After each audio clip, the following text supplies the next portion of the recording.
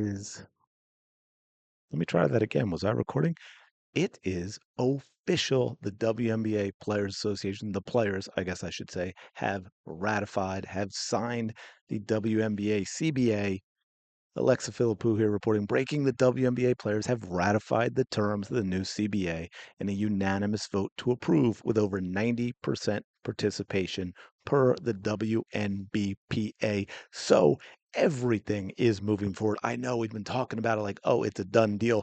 But the fact of the matter is, the players actually did have to sign off of the deal. They had to get all the little nitty gritty things done. They had to get all the wording correct and so on and so forth. And now we have a whole lot of things that we have to get done. It is going to get wild from here on out, and I am looking forward to it. I got to admit, regardless of whatever the sport is that I may follow, right? Like this isn't even a WNBA thing. I'm not trying to hype up, oh man, because this is Caitlin Clark playing. Like I love this. I love this stuff. I'm it really enjoying my Eagles off season as much as I hated to see certain players leave. It is what it is. But yeah, so we've got a lot going on. So I just want to use this to one, obviously announce that we are going forward. It is happening. So now that means we take the next steps, which is the expansion draft. Some of the things that we've got going on. The expansion draft has to happen. Quick time out. Thank you. Appreciate you being here. Shout out to the 19. Something I haven't said in a long, long time for those of you that don't know. Real quick, I haven't said this in so long, so don't get mad. It goes way, way, way back to somebody who was thought they were insulting me with a comment I made and talked about my channel and everything. And that anyway, they actually threatened me with violence when I was breaking down Angel Reese's athleticism, and then told me that the only people who watch my channel are my 19 cousins. So, of course, all of you who do support the channel have become the 19. That is why I say that. Let's move on. Smash the like button. Subscribe. You know you want to. Become one of the 19. Anyway, let's break this down. So, the first thing we got going on is going to be the expansion draft. I was free agent draft, expansion draft. And this year we have two teams, Toronto Tempo, Portland Fire. The draft is currently scheduled for April 6th.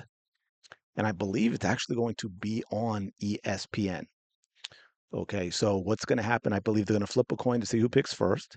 The team that wins the coin toss and picks first will then select seventh in the draft. The team that loses the coin toss will pick sixth in the draft. I don't know that we have an actual deadline to when the teams have to have their list, but that's going to be in that April 1st to April 5th area where they're figuring this all out. And, the teams are prepping for who they're going to select, and the teams are prepping for who they're going to let go. And again, and I've said this many, many times, again, we still don't have this officially either. But once again, the consensus is you're going to protect five players.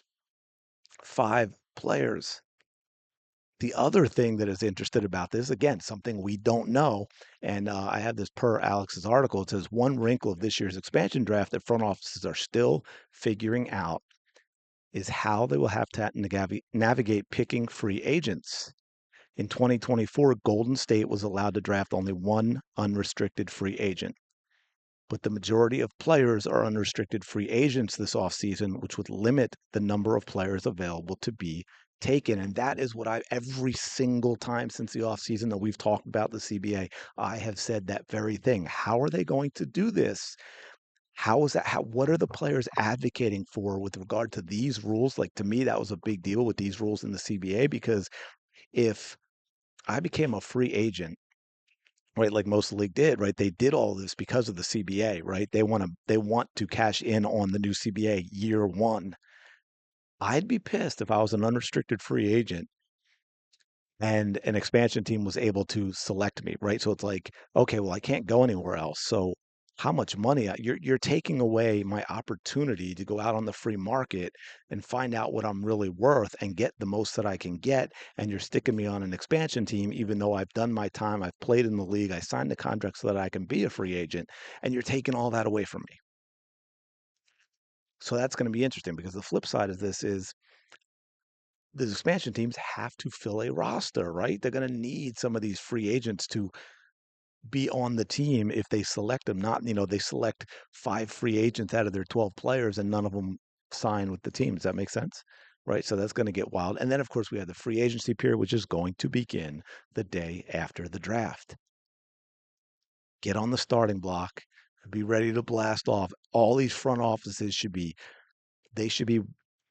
working 24/7 right now, watching film, contacting people, having, well, I guess they can't have scouts out there because they're not playing, although overseas. But anyway, they should have been doing all of that, whether it was unrivaled or other leagues, and they should have their list of players that they want to get priority in order at each position, how much they're willing to pay, how it affects other players that they sign in terms of the roster. There's a lot building a roster correctly with these types of conditions, kind of wild. I would love to try and do it, but it's going to be interesting to see which teams excel, which front office excel in their prep work to be able to get the team done. Now, dates I have from April 7th to 8th, teams can make qualifying offers to restricted, reserved, or core eligible players. For the Fever, that includes Lexi Hull. Oh, man, there's been so much information. I believe this year, oh, man, correct me if I'm wrong. I'm going off memory, so I might be wrong with this, but I believe Kelsey Mitchell can be cored one more time this year. And then next year we get radical changes to who can be cored versus on the amount of times, their amount of time in the league and things like that. But I believe Kelsey can be cored one more time this season, and then the changes happen next season. So I think Kelsey can be cored if they want to do that, and Lexi Hull can be given a qualifying offer as a restricted free agent. Then negotiations begin April 9. Players can formally sign deals on the 12th.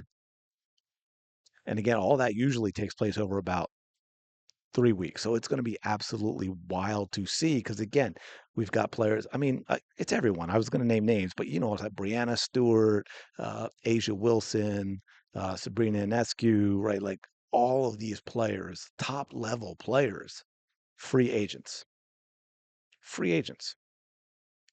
So that's going to be wild. So teams have and players have to quickly figure out all of this stuff. Players obviously getting paid more than ever. I think this is just a guess. Teams might get crazy and be like, this is such an opportunity to completely revamp our roster and our franchise and, maybe overspend. But I think you're going to see players not getting what they think they deserve, not in terms of versus last year, right? They're all going to get massive raises, which is what I have to figure out. But like, I don't think there'll be as many super max contracts or as many max contracts because they take up a bigger portion of the salary cap than they used to, right? Like, so they're going to be fewer, as there should be, fewer super max players. So that's going to be interesting to see how that kind of plays out as well, and how players feel and take that. But I mean, if I was getting a super max last year, right? And this year, I'm not even getting a max, but I'm getting, 850,000 instead of 250,000 or whatever. I should be happy, right? I mean, you would think I would be happy. And then of course after that, college draft.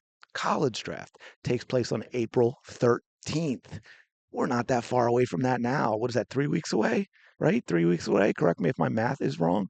Um, Women's championship is April 5.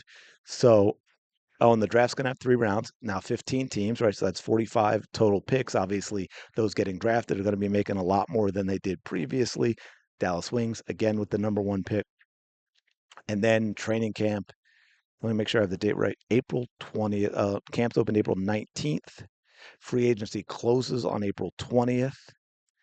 Absolutely wild. Next year, 50 games. We'll have to talk about that in more detail in another one because there's some really, really important decisions that have to be made with regard to that as well. So, anyway, crazy, crazy period coming up right now. Going to be wild to see how this all plays out. Uh,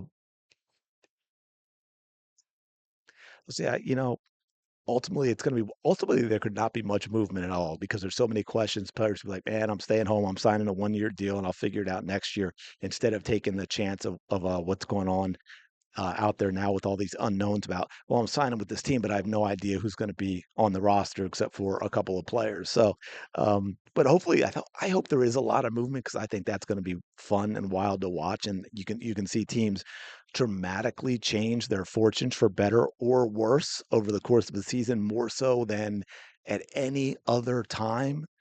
Um, Anyway, let me know your thoughts. Appreciate you checking out the video. It is official. We are moving forward to another WNBA season. Caitlin Clark, knock on wood, she is very, very healthy. Hopefully, the leash is off and we're going to get some fireworks. Smash the like button, subscribe to the channel. Go of the day you deserve. I will talk to y'all later.